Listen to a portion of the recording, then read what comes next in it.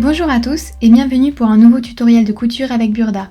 Aujourd'hui, nous vous montrons comment prendre correctement vos mesures afin que vos pièces préférées s'adaptent parfaitement à vos mensurations. Nos tailles Burda ne sont pas identiques aux tailles de vêtements habituelles.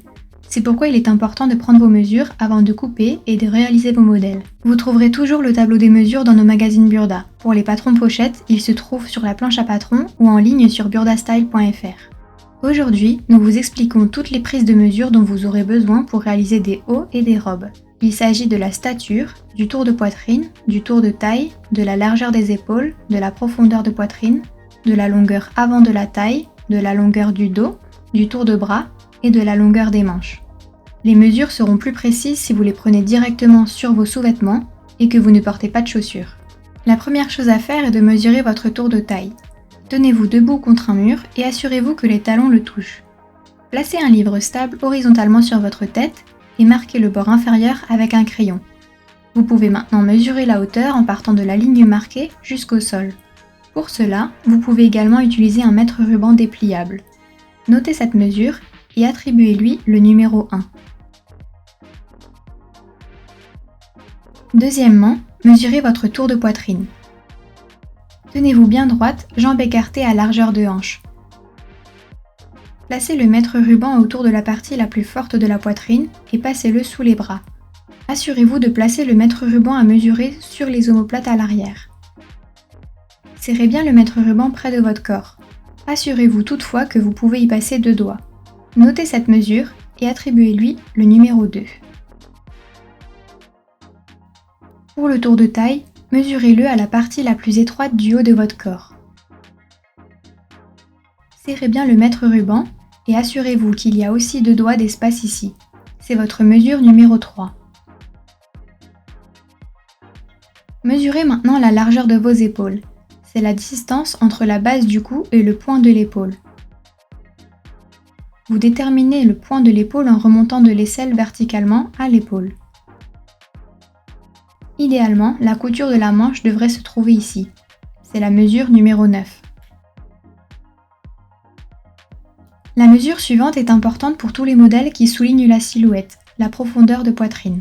C'est la distance entre la base latérale du cou et la pointe de la poitrine.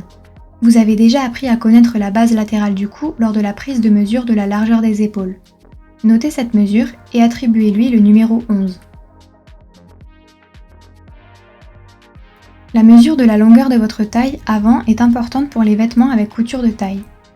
Pour bien vous orienter, mettez un ruban autour de votre taille. Mesurez ici de la base latérale du cou en passant sur la pointe de poitrine jusqu'au bord inférieur de la ceinture.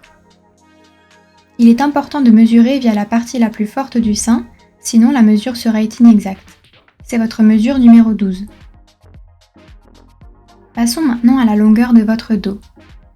Celle-ci longe le milieu du dos. Au sommet, vous commencez à la 7e vertèbre cervicale. C'est la vertèbre qui dépasse le plus et sur laquelle une encolure haute serait idéalement placée.